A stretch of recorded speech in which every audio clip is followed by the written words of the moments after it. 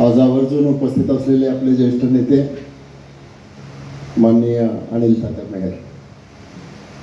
आता अनिल तात्यांची मी काय ओळख करून देऊ तुम्हाला. अनिल तात्या एक चांगले शेतकरी, शेतीमध्ये, शेतीच्या व्यवसायामध्ये आणि अनेक व्यवसायामध्ये लक्ष घातलेले शेतकरी. पण अनिल तात्यांनी आता हे नारायणगावला जे कृषी विज्ञान केंद्र काढले ते आपल्या जिल्ह्यात दोनच असतात. एक आहे बारामती कृषी विज्ञान केंद्र आणि दुसरं आहे नारायणगावचं कृषी विज्ञान केंद्र. तात्या, मी तुम्हाला आपलं मानतो, तुम्ही मला आपलं मानता. मग तुमच्या मनात असा का संशय आला की तुम्ही आम्हाला मदत करा म्हणून? इतिहास माहिती पाहिजे आपल्याला. मला एक दिवशी पवार साहेब म्हणाले की खरं तर केंद्र सरकारची योजना आहे प्रत्येक जिल्ह्यामध्ये कृषी विज्ञान केंद्र द्यायचं.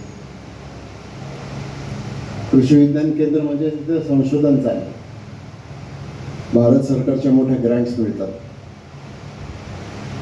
पण तुमच्या भागात तू काढ एक कृषी विज्ञान केंद्र, अर्ज कर, मी दुसरं मंजूर करतो. मी केला अर्ज, सगळं झालं. आणि एक दिवशी मी असाच फाईल काढत माझ्या घरी बसलेला असताना पवार साहेबांचा फोन आला दिल्लीवर.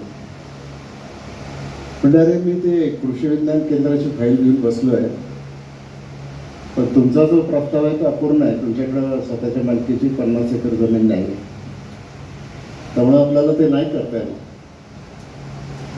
म्हटलं मग ठीक आहे साहेब, पण म्हटलं मग दुसरे कोणाचे प्रस्ताव आहेत का? ते म्हटले आहे ना, ग्रामोन्नती मंडळाचा नारायणगावचा प्रस्ताव आहे.